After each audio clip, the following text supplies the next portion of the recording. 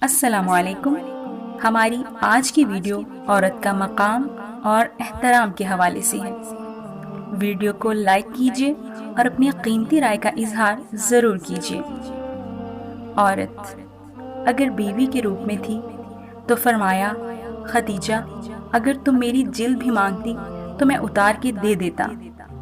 اگر یہ بیٹی کے روپ میں تھی تو نہ صرف کھڑے ہو کر اس کا استقبال کیا بلکہ فرمایا، میری بیٹی فاطمہ میرے جگر کا ٹکڑا ہے۔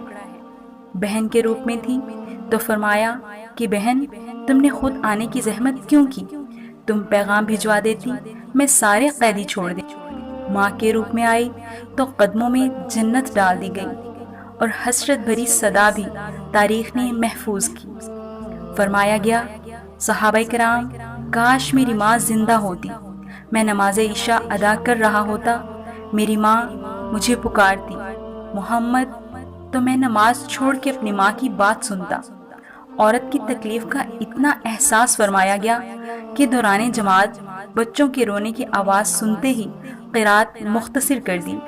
اے امت مسلمہ کی بیٹی، تو بہت عظمت والی ہے، جس عورت کو ماں ہونے کے باوجود میلے میں بیچ کر بیٹے رقم بانٹ لیتے تھے، جس عورت کو شوہر کی میت کے ساتھ جلا دیا جاتا تھا، باپ بیٹی کو دفن کر کے فخر محسوس کرتا تھا۔ اسلام ہے جس نے اسے عزت اور تکریم دی۔ اللہ ہماری نسل کی حفاظت فرمائے، آمین ثم آمین۔